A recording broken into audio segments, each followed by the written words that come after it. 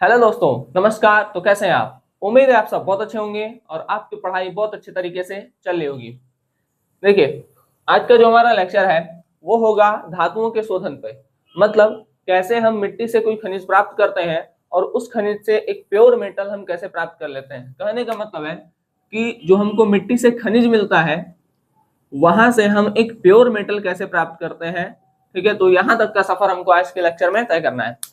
इसके पीछे के लेक्चर में क्या हुआ था, तो जितने भी थ्योरी मतलब जो भी छोटे छोटे पॉइंट्स हैं, जैसे अधात्री क्या होता है, ठीक, प्रगलन क्या होता है, ठीक है, गालक क्या होता है, भर्जन क्या होता है, निस्तापन क्या होता है, तो जितने भी छोटे छोटे पॉइंट थे वो सब डिस्कस किए गए थे पीछे के लेक्चर में। ठीक, एक ही लेक्चर में आपको सारी चीजें मिल जाएंगी, आप वहां से देख सकते हैं। और उसमें से जैसे भर्जन हो गया, निस्तापन हो गया, प्रगलन हो गया, ठीक है, ये सब क्वेश्चन एग्जाम में पूछे भी जाते हैं। ठीक, तो वहां पे बताया गया है कि कौन सा क्वेश्चन एग्जाम में पूछा जाता है, ठीक है, कौन सा नहीं, तो वहां पे जाके आप लोग कंप्लीट कर सकते हैं। आज के लेक्चर में हम लोग क्या देखने वाले हैं, जैसा कि हम बताएं कि धातु का शोधन देखेंगे कि कैसे एक खनिज से हम एक प्योर मेटल प्राप्त करते हैं।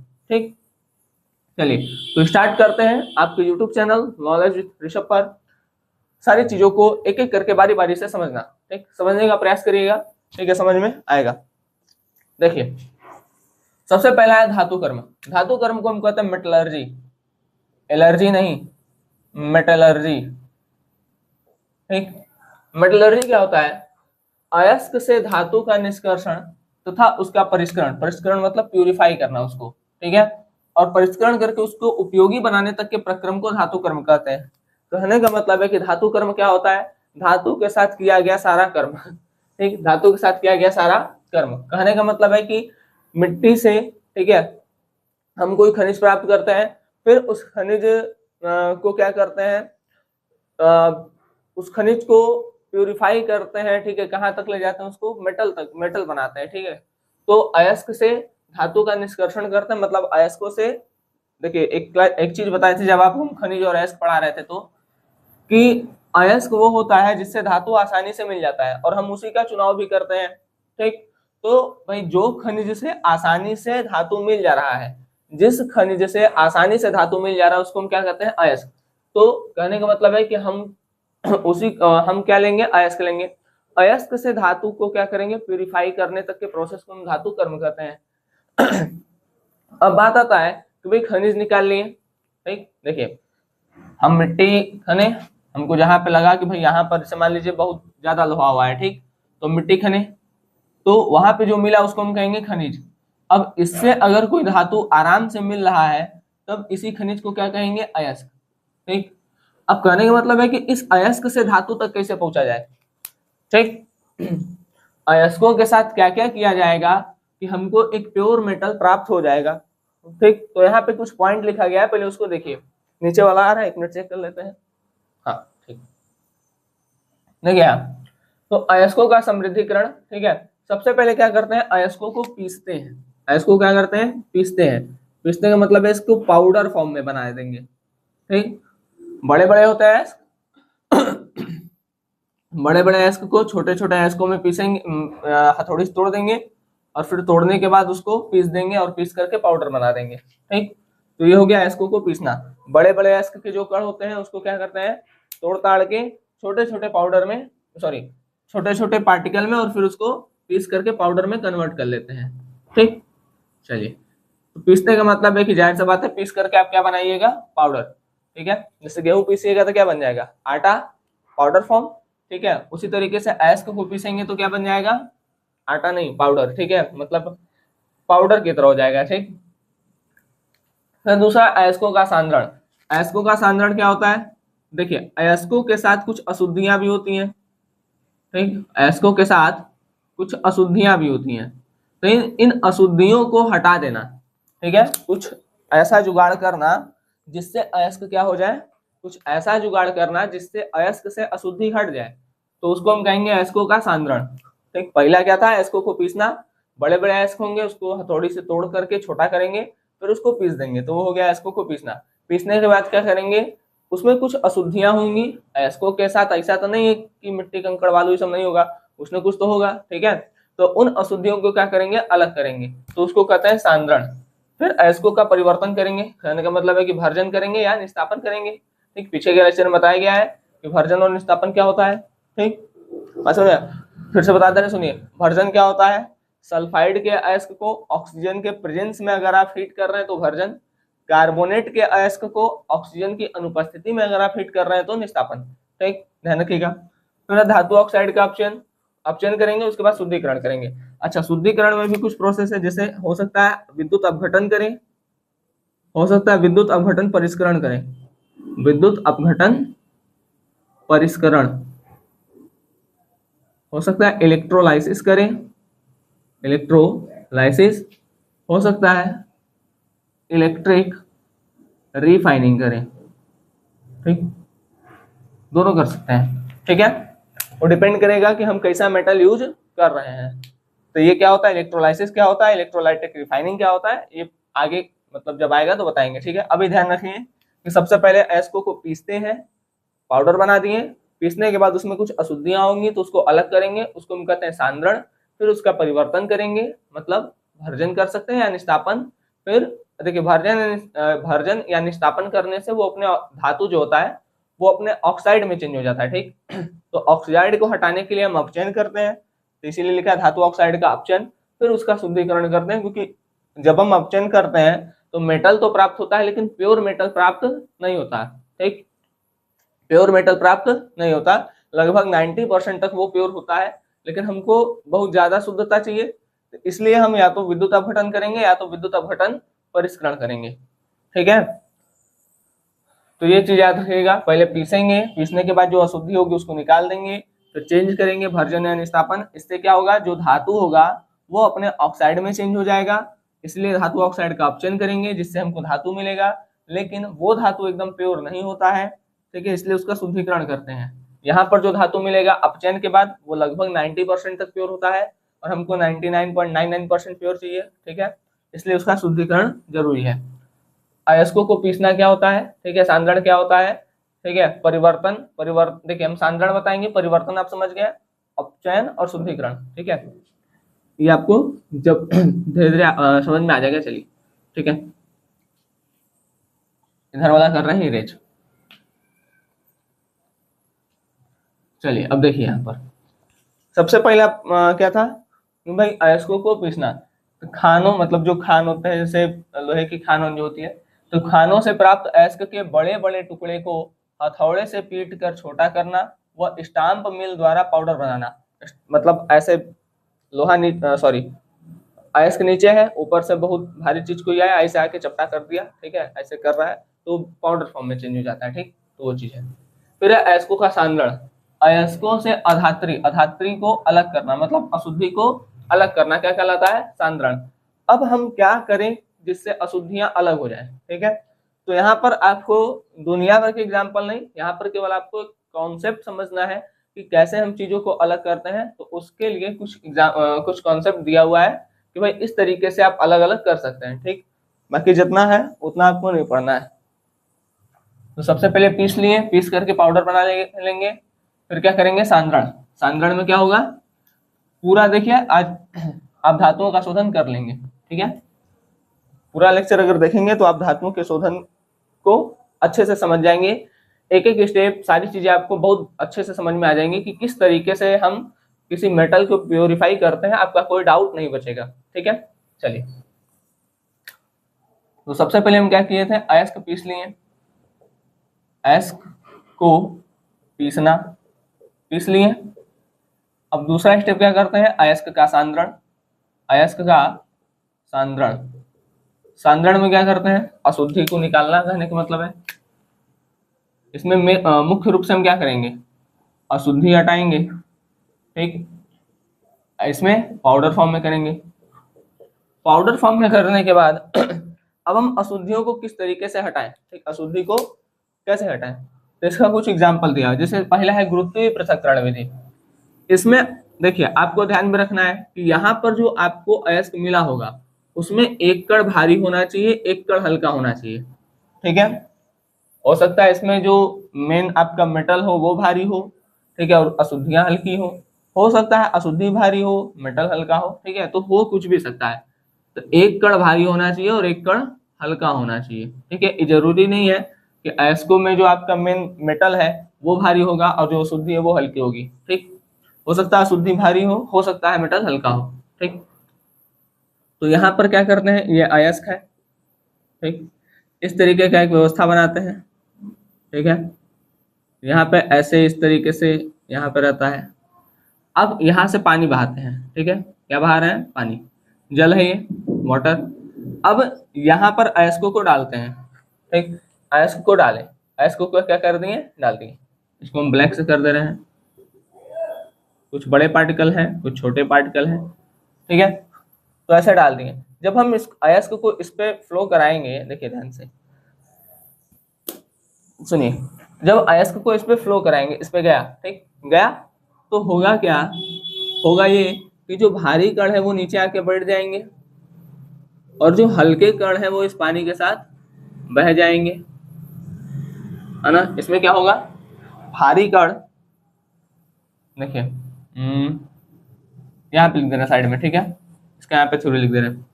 भारी कण नीचे बैठ जाएंगे व हल्के कण पानी के साथ निकल जाएंगे, पानी के साथ निकल जाएंगे। ठीक है ना, बात समझ में आ गया। अब यहाँ पर देखिए, अगर इन अयस्कों में मान लेते हैं अशुद्धि हल्की हुई, सब हो कुछ भी सकता, हो सकता है अशुद्धि भारी हो, लेकिन हम मान के क्या चल रहे हैं, यहाँ पर जो अयस्क है, यहाँ पर जो अयस्क है उसमें अशुद्धि हल्की है, अशुद्धि हल्की है और बाकी जो है वो भारी है, जो मेन मेटल है वो हमारा भारी है। तो जो अशुद्धि होगी वो पानी के साथ निकल जाएगी और जो बाकी अयस्क बच जाएगा वो, देखिए जो मुख्य अयस्क है वो भारी है। ठीक है, और इसके साथ में जो अशुद्धि है वो हल्की है, तो अयस्क नीचे बढ़ जाएगा और जो अशुद्धि है वो कहाँ चल जाएगी, बाहर। ठीक, तो कहने का मतलब क्या है, देखिए हम ऐसा सॉरी, गुरुत्वीय पृथक्करण विधि में क्या करेंगे, अयस्कों में एक कण भारी होगा, एक कण हल्का होगा।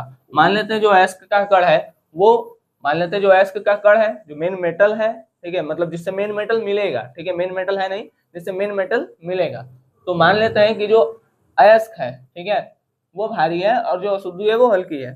ठीक, तो जो अशुद्धि होगी वो पानी के साथ निकल जाएगा और जो अयस्क होगा वो नीचे बैठ जाएगा। ठीक, हमको यही तो करना था, अशुद्धि को निकालना था, निकल गया। ठीक, चलिए, यही ना करना था, अशुद्धि को निकालना था, अशुद्धि निकल गया। चलिए अब चलते हैं दूसरे पे। ये हो गया गुरुत्वीय पृथक्करण विधि। गुरुत्वीय पृथक्करण विधि में क्या होता है, एक कण भारी होता है, एक कण हल्का। ठीक, भारी वाला नीचे बैठ जाएगा, हल्का वाला चला जाएगा, किसके साथ, पानी के साथ। अब दूसरा देखते हैं चुंबकीय पृथक्करण विधि।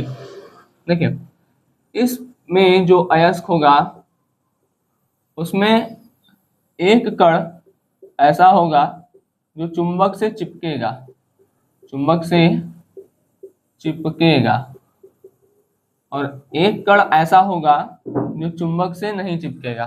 ठीक, एक कण ऐसा होगा जो चुंबक से चिपकेगा, एक कण ऐसा होगा जो चुंबक से चिपकेगा नहीं। ठीक, इसको हम करते कैसे हैं, जैसे मान लीजिए इस तरीके का एक तो पहिया बना लेते हैं। ठीक, पहिया बन गया, मान लीजिए ऐसा व्यवस्था है। ठीक है, ये हमारे पास अयस्क है, ये हमारे पास अयस्क है, इसको इस पे डालते हैं।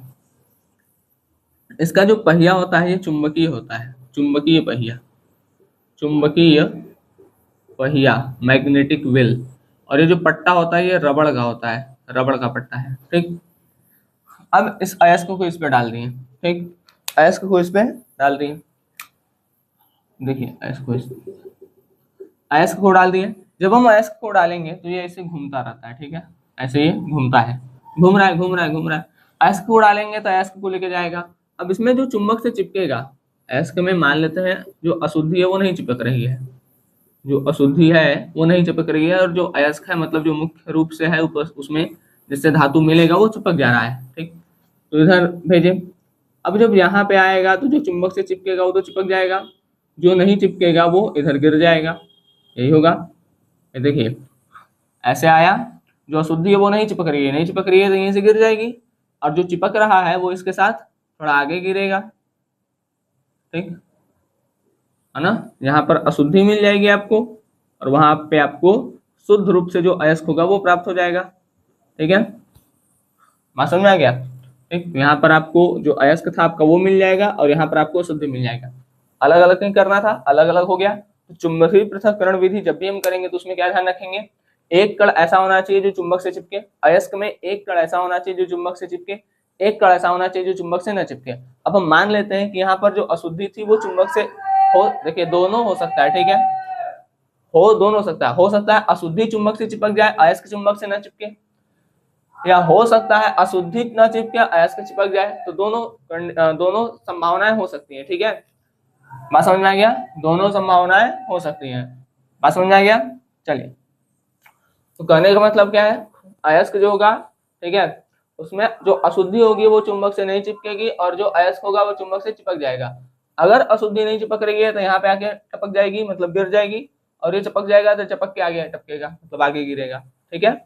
बात समझ में आ गया। और हमको अलग ही करना था तो अलग तो हो ही गया, ठीक। तो अयस्कों का सांद्रण हो गया। अयस्कों का सांद्रण में हम मेन बात ये कर रहे हैं ना कि हम केवल अयस्क प्राप्त कर रहे हैं, ठीक है। शुद्ध रूप से हम क्या प्राप्त कर रहे हैं, अयस्क। चलिए, अयस्कों के सांद्रण में हम क्या कर रहे हैं, शुद्ध रूप से अयस्क प्राप्त कर रहे हैं। चलिए थर्ड देखते हैं। थर्ड है हमारा फेन प्लवन विधि, ठीक है। फेन प्लवन विधि, फेन प्लवन विधि में आपको ऐसे अयस्क का चुनाव करना है जिसमें एक जल स्नेही हो और एक जल विरोधी हो। अब बात समझते हैं कि जल स्नेही और जल विरोधी होता क्या है। जल स्नेही को कहते हैं हाइड्रोफिलिक, हाइड्रोफिलिक, ठीक। जल का मतलब हो गया जल, स्नेह का मतलब हो गया प्रेम, ठीक है, प्रेम, ठीक है, जो जल से प्रेम करे, ठीक है, या जल से स्नेह करे, स्नेह करना, लगाव करना, प्रेम करना, ठीक है। तो जो जल से स्नेह करेगा वो किसके पास रहना चाहेगा, जो जल से स्नेह करेगा वो किसके पास रहना चाहेगा, जल के पास रहना चाहेगा, जाहिर सी बात है, ठीक है। तो जो जल से स्नेह करेगा वो किसके पास रहेगा, जो जल से प्रेम करेगा वो जल के पास रहना चाहेगा, ठीक है। बात समझ आ गया, जो जल से प्रेम करेगा वो जल के पास रहना चाहेगा, ठीक है। तो जल स्नेह उसको कहते हैं जो जल में रह सके, ठीक है, जो जल में रह सके। अच्छा, जल विरोधी क्या होता है, जल विरोधी जो जल का विरोध करे, जो जल माने जल, वाटर, और विरोध माने विरोध, तो जो जल का विरोध करे, कहने का मतलब है जो जल में न रहे। भाई जल में नहीं रहेगा तो कहीं ना कहीं तो रहेगा, जो जल में नहीं रहेगा वो कहीं ना कहीं तो रहेगा, ठीक। तो जो जल का विरोध करता है वो वसा से स्नेह करता है। याद रखिएगा, जब आप चैप्टर 4 पढ़ रहे होंगे, ठीक है, तो उसमें कॉन्सेप्ट आएगा, जब आप मिशेल का निर्माण पढ़ेंगे तो उसमें आएगा कि भाई जो जल स्नेही होता है वो वसा विरोधी होता है, और जो वसा जल विरोधी होता है वो वसा स्नेही होता है। तो जो जल का विरोध करता है वो वसा से स्नेह करेगा। वसा माने वसा, फैट, स्नेह माने लगाव, ठीक है, प्रेम। अब वसा नहीं समझ में आता है, जैसे घी हो गया, तेल हो गया, तो ये सब क्या है, फैट है, ठीक है। तो जो जल का विरोध करेगा वो वसा से स्नेह करेगा। अच्छा, और जो जल से स्नेह करेगा वो वसा से विरोध करेगा, तो ये वसा विरोधी होगा, ठीक। समझ में आ गया। तो हमको यहाँ पर ऐसे अयस्क का चुनाव करना है जिसमें एक जल स्नेही हो, मतलब एक जल में घुल जाए, और एक जल विरोधी हो, जल विरोधी मतलब जल का विरोध करे। अगर जो जल स्नेही होगा वो वसा विरोधी होगा, ठीक है, जो जल स्नेही होगा वो वसा विरोधी होगा, समझ सकते हैं। और जो जल विरोधी होगा वो वसा स्नेही होगा, है ना। मतलब जो जल का विरोध करेगा वो वसा में घुल जाएगा, ठीक, और जो वसा का विरोध करेगा वो जल में घुल जाएगा। अब यहाँ पर अयस्क है, अब अयस्क में मान लीजिए, मान लेते हैं हम एक कण जो है वो वसा विरोधी है। हम मान लेते हैं कि जो अशुद्धि है वही वसा विरोधी है। वसा विरोधी क्या है, अशुद्धि, ठीक, मान लेते हैं। एक कण ऐसा है जो वसा स्नेही है, सॉरी जल स्नेही ले रहे हैं, तो जल ये जल विरोधी है और ये जल स्नेही है, ठीक, जलिश नहीं है। तो मान लेते हैं जो मुख्य रूप से अयस्क हमको मिलेगा वो जलिश नहीं होगा। ठीक, तो उसमें जो मेन अयस्क है वो जलिश नहीं है और जो अशुद्धि है वो जल विरोधी है।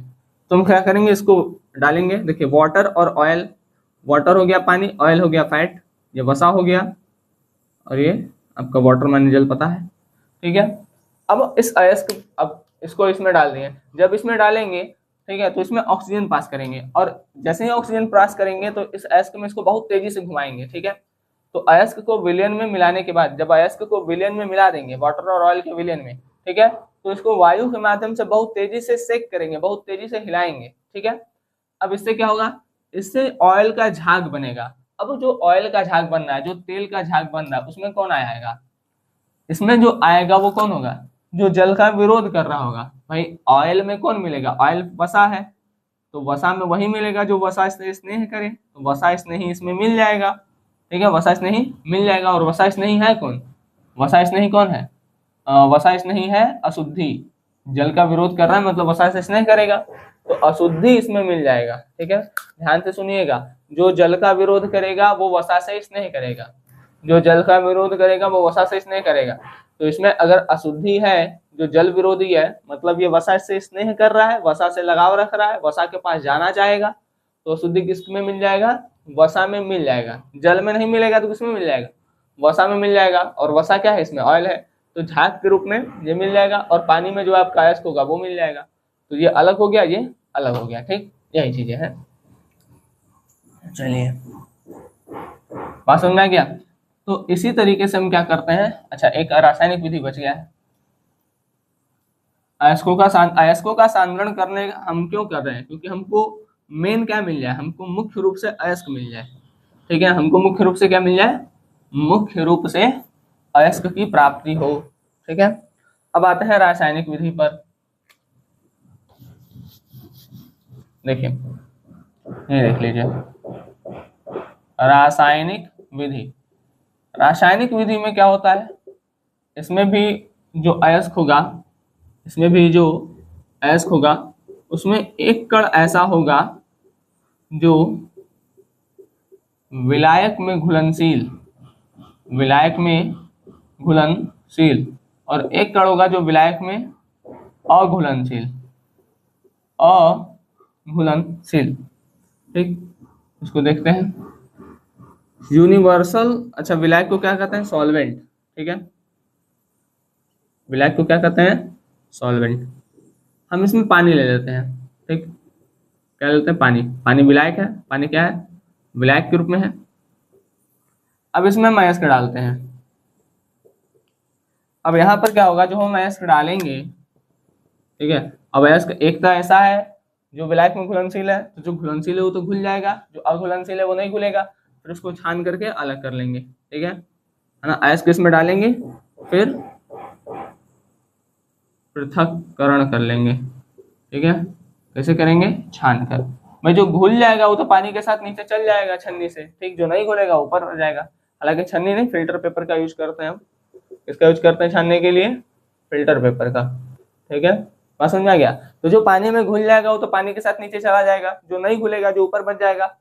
अच्छा, अब एक बात बताइए, कौन ऊपर बच सकता है, क्या केवल अयस्क जो होगा वही ऊपर बचेगा या अशुद्धि बच सकती है, दोनों में से कोई भी हो सकता है। ठीक है, ये डिपेंड करता है कि अशुद्धि जल में विलय है, ठीक है, या अयस्क जल में विलय है। अगर अशुद्धि जल में विलय होगी तो अयस्क बच जाएगा, अगर अयस्क जल में विलय होगा तो अशुद्धि बच जाएगी। ठीक है, बात समझ में आ गया। तो हम ये क्या कर लिए, अयस्कों का सांद्रण कर चुके हैं, मतलब हमको अयस्क मुख्य रूप से प्राप्त हो गया। ठीक है, चलिए अब इसके बाद हम एक चार्ट बनाएंगे। ठीक है, उसको आप लोग भी देख के बना लीजिएगा। तो अब हम देख लेते हैं कि जो धातुओं का शोधन है वो किस तरीके से हम करते हैं। तो सबसे पहले हम जाने कि अयस्क को क्या करना है, अयस्क को पीसना है, अयस्क को पीसना है। फिर अयस्कों को पीसने के बाद अयस्कों का सांद्रण करना है, मतलब प्योर अयस्क हमको चाहिए, उसमें से अशुद्धि को हटा देना है। अब जब हमको प्योर अयस्क मिल जाएगा, ठीक, तो हो सकता है उसमें कुछ उच्च क्रियाशील धातुएं हो, जैसे sodium, potassium, calcium, magnesium, aluminium. हो सकता है मध्यम क्रियाशील धातु हो सकता है जिंक, आयरन, लेड। हो सकता है निम्न क्रियाशील धातु, जैसे कॉपर हो गया, सिल्वर हो गया, ठीक है, ऑरम हो गया, ये सब। ठीक है, प्लेटिनम हो गया, ये सारी चीजें। ठीक। तो अब अगर उस अयस्क में ये सारी धातुएं होंगी तो इन सब धातुओं को किस तरीके से हम प्राप्त करेंगे। ठीक, चलिए एक एक करके बारी बारी से अच्छे से समझते हैं। ठीक, समझिए यहाँ पर जैसे अगर उच्च क्रियाशील धातु हुआ तो गलित धातु क्या क्या कर देंगे, विद्युत अपघटन, और हम जैसे ही विद्युत अपघटन करेंगे हमको 99.99% प्योर मेटल प्राप्त हो जाएगा। विद्युत अपघटन हम आपको बताए हैं, जब हम बता रहे थे NaCl का विद्युत अपघटन, तो वहां पर आपको अंदाजा लग जाएगा कि किस तरीके से विद्युत अपघटन होता है। ठीक है, तो वहां पर देख लीजिएगा। समझ में क्या, तो गलित धातु का हम क्या करते हैं, विद्युत अपघटन। ठीक, और इस विद्युत अपघटन को हम जैसा ही करते हैं वैसा ही हमको प्योर मेटल प्राप्त हो जाता है। ठीक, तो जो उच्च क्रियाशील धातुएं हैं उसका तो केवल विद्युत अपघटन हो जाता है, मिटा दें इसको। ठीक है, उच्च क्रियाशील धातुओं का उच्च क्रियाशील जो धातुएं होते हैं, ठीक है, वो कैसे प्राप्त होती हैं, तो उनके अयस्कों का विद्युत अपघटन करने मात्र ही हमको क्या मिल जाता है, शुद्ध धातु मिल जाता है। ठीक है, तो इसको साइड में लिख दे रहे हैं, उच्च क्रियाशील धातु। ठीक है, इसका हम केवल और केवल क्या कर देते हैं, विद्युत अपघटन, विद्युत अपघटन। ठीक, अब आते हैं मध्यम क्रियाशील धातु पे। अब देखिए मध्यम क्रियाशील धातु को थोड़ा अच्छे समझिएगा, यहाँ से एग्जाम में क्वेश्चन बनता भी है। ठीक है, मध्यम क्रियाशील धातु जैसे मान लीजिए आपको दे दिया कि भाई जिंक का आप शोधन कैसे करेंगे, कैसे फाइंड करेंगे जिंक को। ठीक है, तो मध्यम क्रियाशील धातु में हमको दो तरीके के उसके अयस्क मिल सकते हैं। हो सकता है जिंक का कार्बोनेट अयस्क हो, मतलब ZnCO3 जिंक कार्बोनेट। हो सकता है जिंक का सल्फाइड अयस्क हो, मतलब ZnS। इसको ध्यान से समझिएगा, ये अपने समझ में आ जाएगा। ठीक, मध्यम क्रियाशील धातु में जो भी है इनमें दो तरीके के अयस्क देखने को मिलते हैं। हो सकता है कार्बोनेट अयस्क हो सकता है सल्फाइड अयस्क हो। कार्बोनेट का अगर अयस्क होगा, मतलब ZnCO3 है, अगर कार्बोनेट का अयस्क हुआ तो हम इसको हीट कर देंगे और हमको ऑक्साइड मिल जाएगा। कार्बोनेट का अयस्क हुआ, उसको हीट करेंगे तो ऑक्साइड मिल जाएगा। किसका ऑक्साइड मिल रहा है, जिंक का ऑक्साइड मिल रहा है। जिंक क्या है, मेटल है, तो वही लिखा है धातु का ऑक्साइड। अब यहाँ देखते हैं भर्जन। भर्जन क्या है, जिंक सल्फाइड का अयस्क है। ठीक है, कल बताए थे हम आपको। भर्जन और निस्तापन का डिफिनेशन आप देखिए।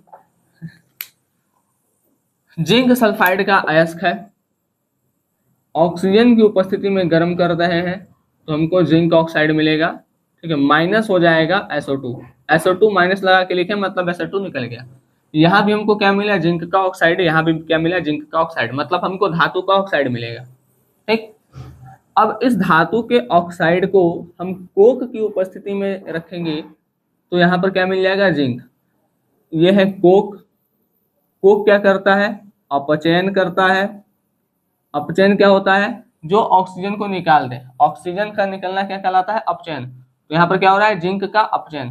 पहले चैप्टर में अपचयन क्या होता है, ऑक्सीजन का निकलना, अपचयन कहलाता है। तो यहाँ से जिंक से ऑक्सीजन निकल रहा है तो अपचयन हो रहा है। अच्छा, प्लस क्या बनेगा, माइनस हो जाएगा CO, कार्बन मोनोऑक्साइड।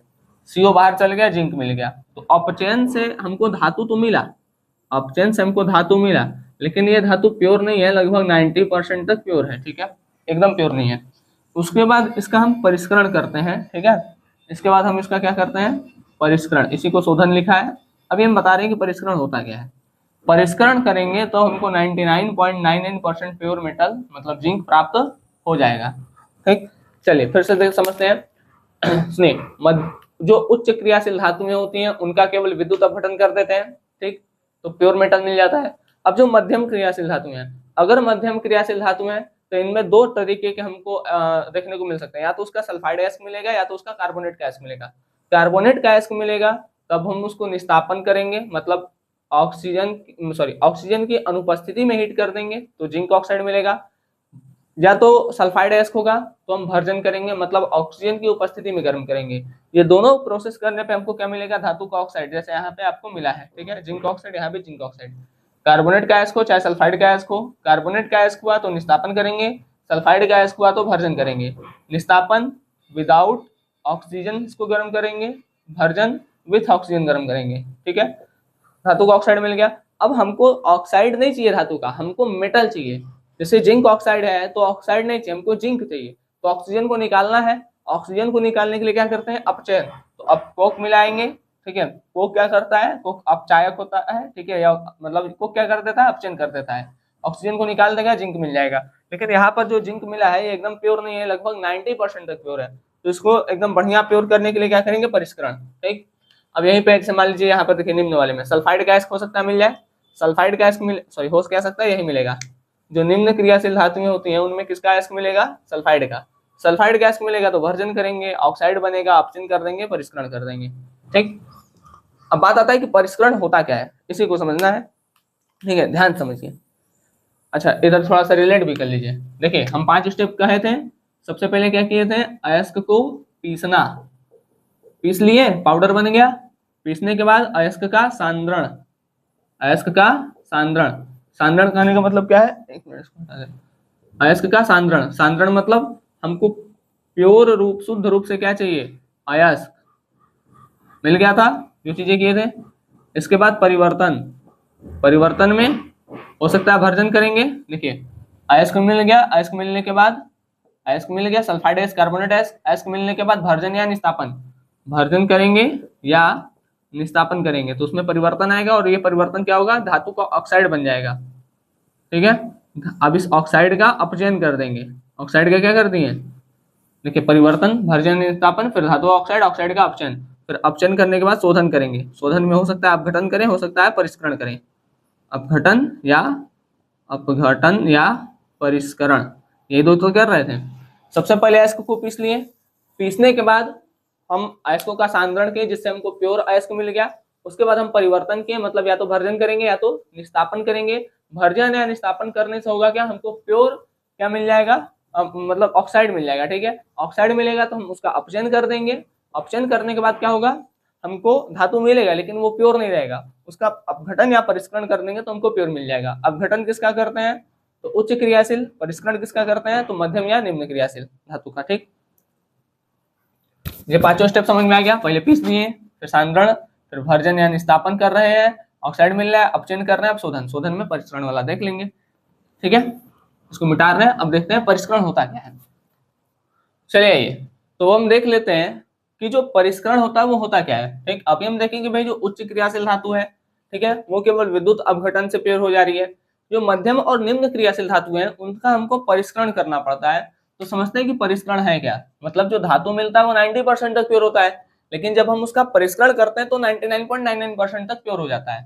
तो बात समझते हैं परिष्करण। ठीक है, ऐसा परिष्करण, विद्युत अपघटन परिष्करण। ठीक है, एक मिनट चेंज हो गया क्या, हाँ, कैसा परिष्करण, तो विद्युत अपघटन परिष्करण, विद्युत अपघटन परिष्करण, इलेक्ट्रोलाइटिक रिफाइनिंग, इलेक्ट्रोलाइटिक रिफाइनिंग। ठीक, थोड़ा सा इधर साइड में बता दे रहे हैं।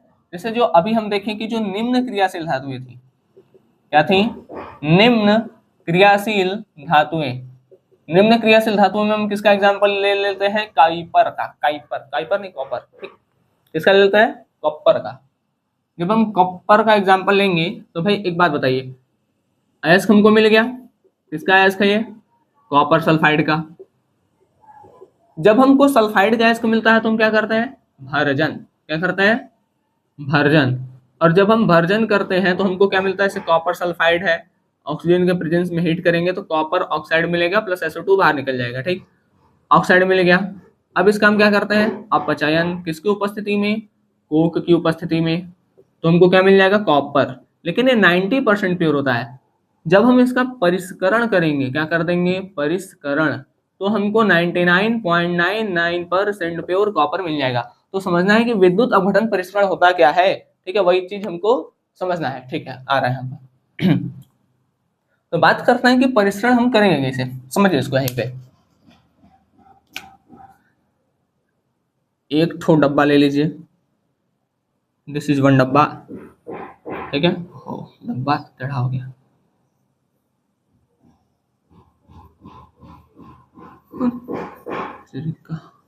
चलिए ठीक है, एक ठो डब्बा हो गया।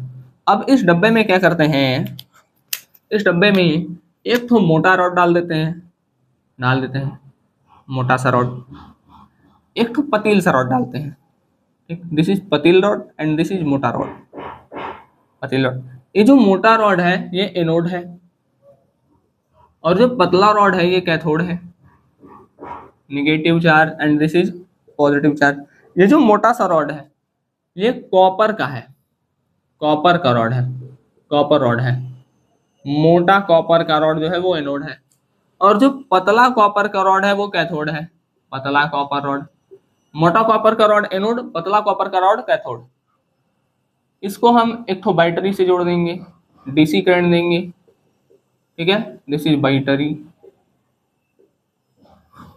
और यहाँ पर हम एक विद्युत अपघट्य यूज करेंगे, ठीक है, जो होगा कॉपर सल्फेट, जिसका रॉड उसी का solution copper sulphate. Copper sulphate को क्या कहते हैं, अन्य किस नाम से जानते हैं, नीला थोथा। किस रंग का होता है, ब्लू कलर का, ठीक है। अब सुनिए बात, तो ये मोटा कलर मोटा कलर का, ये मोटा रॉड जो है वो एनोड है, ये पतला रॉड जो है वो, ये पतला रॉड जो है वो कैथोड है, ठीक। और जो सोल्यूशन है वो कॉपर सल्फेट का है। तो इस तरीके का व्यवस्था आप देखेंगे परिष्करण में, ठीक। अच्छा, अब होगा क्या, अब एनोड पर क्या होगा, देखिए जैसे ही स्विच ऑन होगा वैसे ही क्या होगा, एनोड पर देखिए कॉपर का मोटा रॉड है, तो कॉपर क्या करता है, कॉपर दो ठो प्लस चार्ज निकालता है, दो ठो इलेक्ट्रॉन निकालता है। दो इलेक्ट्रॉन निकालेगा मतलब दो प्लस चार्ज रखेगा अपने ऊपर, तो अपने अंदर से दो ठो प्लस चार्ज निकाल देगा, मतलब Cu2 प्लस निकाल देगा और दो ठो इलेक्ट्रॉन भर लेगा। फिर Cu2 प्लस निकाल देगा, फिर दो इलेक्ट्रॉन रखेगा, फिर Cu2 प्लस निकाल देगा, फिर दो इलेक्ट्रॉन रखेगा। अब चूंकि ये पॉजिटिव रॉड है, मतलब पॉजिटिव है, तो ये इलेक्ट्रॉन को रखा रहता है, लेकिन कब तक रखेगा, लेकिन कब तक रखेगा, इनमें एक समस्या है। तो भाई देखिए, ये पॉजिटिव चार्ज है, इलेक्ट्रॉन को पकड़े रहेगा, लेकिन जब अधिक हो जाएगा ना तो इलेक्ट्रॉन इधर भागने लगेगा। अधिक हो जाएगा तो इलेक्ट्रॉन इधर भागने लगेगा, ठीक है। क्यों भागेगा अभी समझाते हैं, सुनिए, देखिए। अच्छा नहीं, ठीक है, समझा, सुनिए, फिर सुनिए। एनोड पर क्या हो रहा है, कॉपर का मोटा रॉड है, यहाँ पर होगा क्या, कॉपर 2 प्लस सोल्यूशन में गिराएगा और दो इलेक्ट्रॉन रखेगा, दो इलेक्ट्रॉन रखेगा रखेगा, ठीक है, लेकिन कब तक रखेगा वही बात है, ठीक है, यही समझा रहे थे। दो इलेक्ट्रॉन है, रख रहा है, Cu2 प्लस निकाल रहा है, Cu2 प्लस निकाल रहा है और दो इलेक्ट्रॉन रख रहा है, लेकिन कब तक रखेगा, ठीक है। इसके एक समय आएगा जब इलेक्ट्रॉन इधर भागने लगेंगे, इलेक्ट्रॉन इधर भागेंगे, किधर भागेंगे, कैथोड की ओर। कहाँ आएंगे, कैथोड की ओर आ गए। अब जब से ही इलेक्ट्रॉन कैथोड में एंट्री करना प्रवेश करेंगे, मतलब सॉरी एंट्री करना स्टार्ट करेंगे, ठीक है, एंट्री प्रवेश एक ही बात है। इसके पास इलेक्ट्रॉन ढेर हो गया था, ठीक है, जब ढेर हो जाता है तो वो चीज क्या होने लगता है, बाहर आने लगता है, ठीक है। ज्ञान ढेर हो जाएगा तो ज्ञान बाहर आने लगता है, ठीक। वैसे इलेक्ट्रॉन अधिक हो जाएगा तो इलेक्ट्रॉन कहाँ आने लगेगा, बाहर। बाहर कहाँ आएगा, तो कैथोड के पास आएगा, ठीक, कहाँ आएगा, कैथोड के पास आएगा, ठीक। कई लोग का होगा कि भाई रिपल्सन नहीं होगा, देखिए चीजें जब अधिक हो जाएंगी तो भाई ये तो जेबे करेगा। अब ऐसा थोड़ी कि इलेक्ट्रॉन इधर से कूद के बाहर चल जाएगा, ऐसा तो नहीं होगा। तो इसके लिए जो पाथ है, जो रास्ता है वही तय करेगा ना, ठीक है, बात समझ में आ गया। चलिए, तो जो रास्ता है उसी रास्ते पे जाएगा, ठीक है। अब सुनिए, जैसे ही इलेक्ट्रॉन यहाँ आता है, ठीक है, दो इलेक्ट्रॉन दो इलेक्ट्रॉन दो इलेक्ट्रॉन दो इलेक्ट्रॉन दो इलेक्ट्रॉन दो इलेक्ट्रॉन आया, तो इस दो इलेक्ट्रॉन को देख करके कॉपर इधर भागने लगता है, ठीक है। तो कैथोड पे क्या हो रहा है, कैथोड पे होगा ये कि कॉपर दो प्लस चार्ज रखा है और दो इलेक्ट्रॉन को देख करके Cu बना लेगा, ठीक। फिर सुनिए, इसमें क्या थी, अशुद्धि थी, ये इम्प्योर था, ये मोटा कॉपर का रॉड कैसा था, इम्प्योर कॉपर का रॉड, और ये पतला कॉपर का रॉड जो था ये प्योर था, ठीक है, बात समझ आ गया। तो इसमें इम्प्योरिटीज भी है, इसमें क्या होगा, करंट देंगे तो कॉपर क्या होगा, कॉपर दो प्लस रखेगा, मतलब दो इलेक्ट्रॉन निकालेगा और दो प्लस को बाहर निकाल देगा सॉल्यूशन में। दो प्लस बाहर निकाला, दो इलेक्ट्रॉन रखा, जब इलेक्ट्रॉन अधिक हो जाएंगे तो ये भागने लगेगा, ठीक है, भागेगा भागेगा भागेगा, किधर भागेगा, कैथोड की ओर।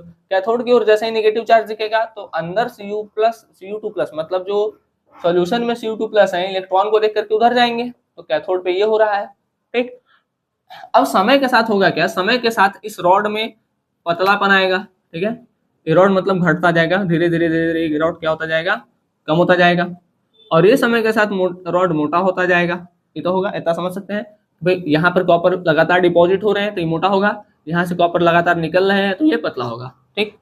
अच्छा, अब अभी तक इम्प्योरिटीज नहीं निकल रही थी, कुछ समय बाद यहाँ से इम्प्योरिटीज बाहर आने लगेंगी, मतलब अशुद्धियां बाहर आने लगेंगी। अब ये जो अशुद्धियां बाहर आ रही हैं, ये चूंकि एनोड से आ रही हैं, इसलिए इसको कहते हैं एनोड मड। ठीक है, एनोड मड। तो ये है आपका परिष्करण। यहाँ पे जैसे देखिए शुद्ध कॉपर प्राप्त करना था, यहाँ पे आएंगे तो शुद्ध कॉपर मिल जाएगा।